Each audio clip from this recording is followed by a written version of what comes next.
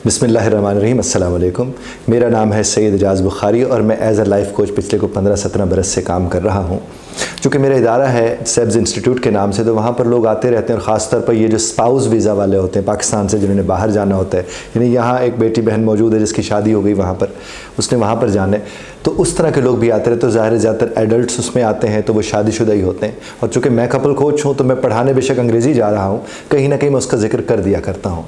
तो एक दफ़ा ऐसे हुआ कि मैं अपनी इस ट्रेनिंग के दौरान, ज़ाहिर आइल्स का कोई पैसेज भी ऐसा है जो कपल से मुतालिक था, तो उसकी वजाहत करते हुए मैंने को 2-4 बातें ऐसी कह दी कि जिसके ऊपर वो जो 1-2 बच्चियाँ उसमें बैठी हुई थीं, उनके घरों में को बेहतरी आना शुरू हुई उस चीज़ से। तो एक वालिद साहब जो ससुर थे उस बच्ची के, जो उसे लाते भी थे और छोड़ कर जाते थे, तो वो मुझसे मिलने के लिए आए और उन्होंने मुझे कहा कि आप कोचिंग करते हैं कपल्स की। मैंने कहा जी जनाब, मैं बाकायदा ये काम एक लंबे अरसे से कर रहा हूँ। तो मुझे उन्होंने एक जुमला बोला जो मैं चाहता हूँ आप तक पहुँचे। वो कहने लगे कि मेरे 6 बेटे हैं और तकरीबन इतनी ही मेरी करीब बेटियाँ, उनकी 2 बीवियाँ थीं, और कहते कि वो सारे शादीशुदा हैं और उनमें से जो बड़े 2 बेटे हैं वो तो मुझे कहने लगे कि तुम्हारी उम्र से भी ज़्यादा बड़े हैं, तो हुण तू मैंने दसेगा कि कपल कोचिंग किस तरह होंगी है। तो जब उन्होंने मुझे ये बात की, मैंने कहा जनाब, मैं बसद एहतराम, ज़ाहिर बुज़ुर्ग थे मेरे, मैंने कहा जनाब अगर आप मुझे थोड़ा वक्त देंगे तो मैं आपको बताऊँगा कि जी हाँ, मैं ही आपको बता सकता हूँ कि एक अच्छी ज़िंदगी, एक बेहतर ज़िंदगी कैसे गुजारी जा सकती है। खैर, मेरी उनके साथ 15-20 मिनट गुफ्तगू हुई, जो भी मामलात थे। उसके बाद जब वो कन्विंस हो गए, जब वो कायल हो गए, तो सिर्फ उन्हीं के घर से जुड़े हुए, यानी घर से, यानी उनसे जो जुड़े हुए लोग थे, बहुत, वो कोई 250 कपल मुझसे कोचिंग करा के गया उस एक शख्स के कायल हो जाने की वजह से। तो एक बात तो मुझे ये समझ है कि जिसे समझ आ जाती है और अगर उसे समझाया जाए सब्र के साथ तो समझ आ जाती है, एक बात ये, और जिसे समझ आ जाती है फिर उससे ज़्यादा फ़ायदा होता है। और चूँकि मेरे नबी करीम सल्लल्लाहु अलैहि वसल्लम ने हमें ये सिखाया है कि जिसके पास इल्म होता है उसके पास सब्र होना चाहिए।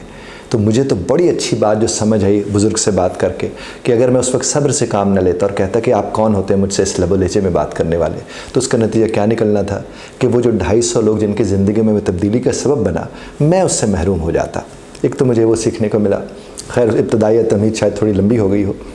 तो मैं चूँकि कपल्स के हवाले से बात करता हूँ, तो कपल्स कोचिंग के ऊपर जब हम काम करते हैं तो हम कहते हैं ये जो रिलेशनशिप होता है ये रिलेट करने से होता है, यानी 2 लोग आपस में रिलेट कर रहे होते हैं और रिलेट करने के लिए एफ़र्ट डालनी पड़ती है। ये ऐसे नहीं होता, रिश्ते बेशक आसमानों पे तय पाते हैं लेकिन निभाए ज़मीन पर जाते हैं।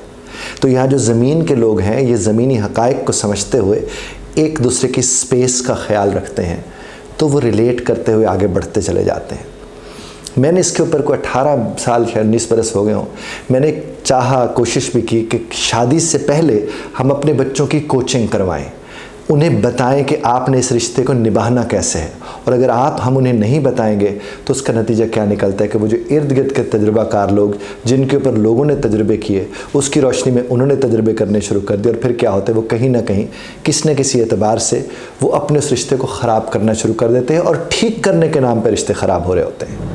और उसमें क्या होता है, वो जो आपके इर्द गिर्द के जितने भी बुज़ुर्ग हैं जिन्होंने एक लंबे अरसे से जिस भी तरह से ज़िंदगी गुजारी है, वो इंटरवीन करते हैं और अपने हिस्से की कोशिश करते हैं। वो होता क्या है, उठनी कुड़ी है, इंज नहीं होंदा, जाओ जाके बैठो अपना घर बसाओ।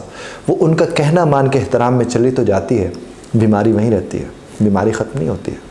लेकिन जब आप किसी कोच के पास जाते हैं, वो किसी की साइड नहीं लेता, वो ना आपकी साइड लेगा ना आपकी साइड लेगा। अब देखिए, एक बहन बेटी अगर जाकर खाला से मशवरा लेगी कि मेरे हस्बैंड या मेरे ससुराल वाले इस तरह करते हैं, तो खाला तो अपनी बेटी की साइड लेगी, फुप्पो भी अपनी बेटी की साइड लेगी, इसी तरह मर्द के भी अपने रिश्तेदार उसकी साइड।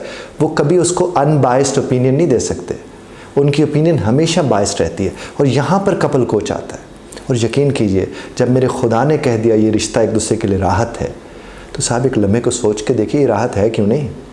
उसकी बुनियादी वजह यह है कि हम उन उसूल व कवायद के मुताबिक एक दूसरे को एक्सप्लोर नहीं कर रहे होते। हस्बैंड और वाइफ का काम पहले 2, 2.5, 3 बरस एक दूसरे को दरियाफ्त करना होता है, एक दूसरे से कनेक्ट होना होता है। लेकिन हमारे मुआशरे का, मुआशरती अलमिया कहता हूँ, खुदा ने ऐसा नहीं कहा, मेरे खुदा ने ऐसा नहीं कहा। मुआशरती अलमिया ये है कि मुआशरा अपने तजुर्बे की बुनियाद पर उस रिश्ते को कहते हैं कि तुम इस तर्ज पर इसे देखो। उन्हें खुद एक्सप्लोर एक दूसरे को नहीं करने देते, वो दूसरों के लेंजेस लगा के उसको एक्सप्लोर करते चले जाते हैं।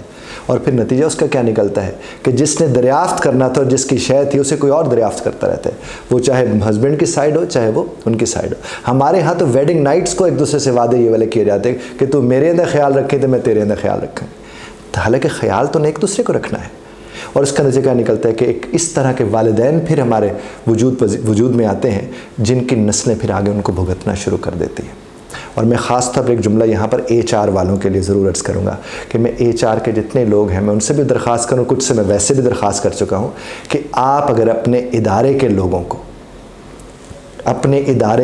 को कपल कोचिंग के ऊपर काम करवाएं, वो कपल्स बेशक ना आके बैठें, वो जो लोग हैं वो आके बैठें, उनका घर आप ठीक कर देंगे, आपका दफ्तर ठीक हो जाएगा। वो जब घर से खुश आएंगे तो आपके इदारे में ज़्यादा प्रोडक्टिव होंगे। उम्मीद है मेरी बात आप तक पहुँची होगी। इख्तिलाफ राय का हक़ जनाब आप ज़रूर महफूज रखते हैं, बज़रत तर्ज़ इख्तिलाफ राय का ख्याल रखिएगा।